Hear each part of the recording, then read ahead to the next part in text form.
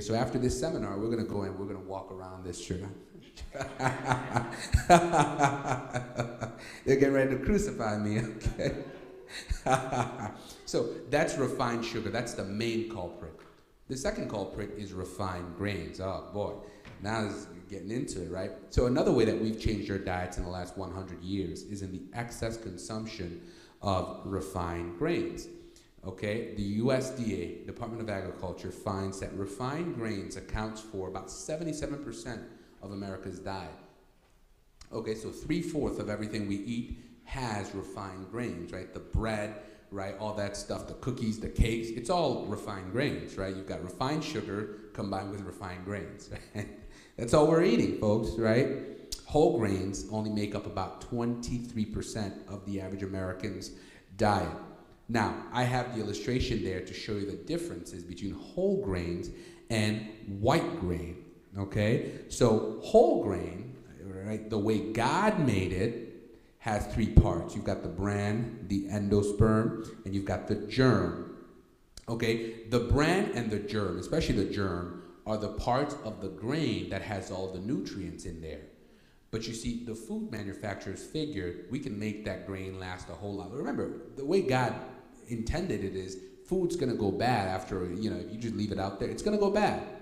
Okay, that's the natural process of things, right? But if I'm a food manufacturer, I want my food stuff to last years and years and years. I have no interest in my food going bad in a couple of weeks. I'm trying to sell it, okay? So I'm going to do things to that product to make sure it lasts a very long time.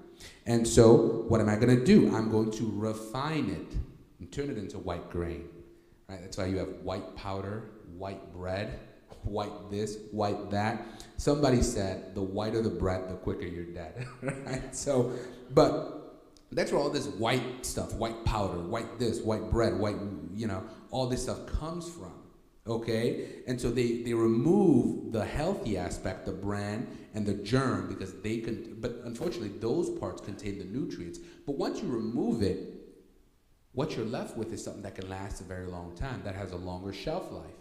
And so now you can then start selling it all over, and people make bread and pots. They'll make pastas. They'll make all this stuff. Everything that's made out of flour is pretty much made out of white flour. Most of the things, right? So it's good business.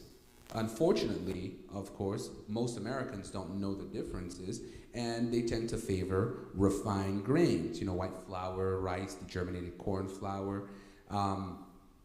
And so that's what most Americans tend to favor. However, if you look, whole grain products tend to cost more, right? They just tend to cost more. So most people, naturally, I'm not gonna spend twice the amount of money for whole grain products. I'm gonna get the white stuff. But they don't seem to understand that whole grain products provide much more vitamins, minerals, fibers, and they overall just have a greater nutritional value.